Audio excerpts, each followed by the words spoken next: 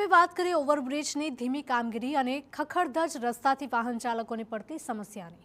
ધોરાજીથી જૂનાગઢ તરફ જતા માર્ગ પર હાલ ઓવરબ્રિજનું કામ ચાલી રહ્યું છે, પરંતુ આ કામ કાચબાની ગતિએ ચાલતું હોવાથી સ્થાનિકોમાં રોષ જોવા મળી રહ્યો છે।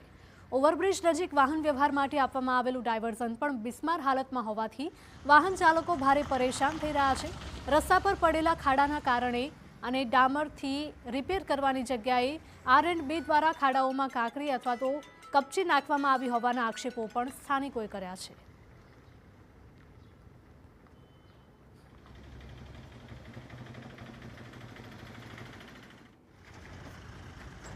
हाल धोराजी शहर में जूनागढ़ रोड पर खूब ज बिस्मार हालत रस्ता है। ત્યાં અત્યારે રાહદારીઓ અને વાહન ચાલકો ખૂબ તકલીફો વેઠી રહ્યા છે, પરંતુ તંત્ર દ્વારા કોઈ પણ જાતની કામગીરી કરવામાં નથી આવી રહી। ખાસ કરીને વાત કરવામાં આવે કે જે ખાડા ઉપર ડામરનું નાખીને પેચવર્ક કરવાનું હોય ત્યાં તંત્ર દ્વારા માત્ર માટીનું મોરમ અને સિલિકોટની કાંકરી નાખવામાં આવી છે, જેની કારણે અકસ્માતોમાં વધારો ખૂબ થયો છે। મહત્વનું છે કે ધોરાજીથી જૂનાગઢ તરફનો માર્ગ મહત્વનો હોવા છતાં રસ્તાની બિસ્માર હાલતને લઈને હવે અનેક સવાલ ઉઠી રહ્યા છે। એક તરફ ઓવરબ્રિજની ધીમી કામગીરી અને બીજી તરફ ડાયવર્ઝન અને મુખ્ય રસ્તાની હાલત ખરાબ હોવાથી સ્થાનિકો અને વાહન ચાલકોમાં ભારે નારાજગી જોવા મળી રહી છે।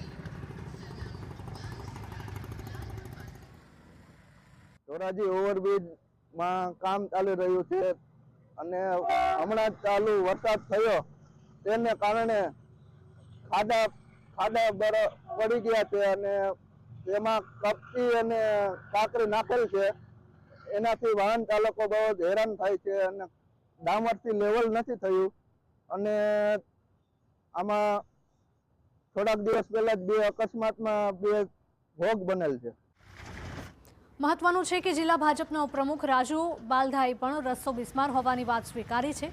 સાથે જ ઓવરબ્રિજની કામગીરી ધીમી ગતિએ ચાલી રહી હોવાનું પણ તેમણે જણાવ્યું છે અને રસ્તો તાત્કાલિક રિપેર થાય તે માટે ધારાસભ્યને પણ રજૂઆત કરવામાં આવી છે।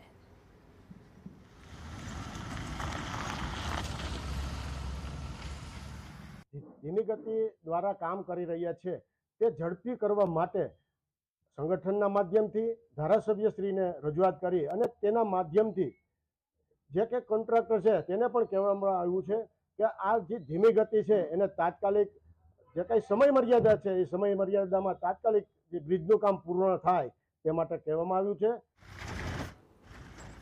ધોરાજીના ધારાસભ્યને સ્થાનિક ભાજપ દ્વારા રજૂઆત કરવામાં આવી છે કે ઓવરબ્રિજની કામગીરી વહેલી તકે પૂર્ણ કરવામાં આવે અને બિસ્માર રસ્તાને નિયમ અનુસાર ડામરથી રિપેર કરવામાં આવે।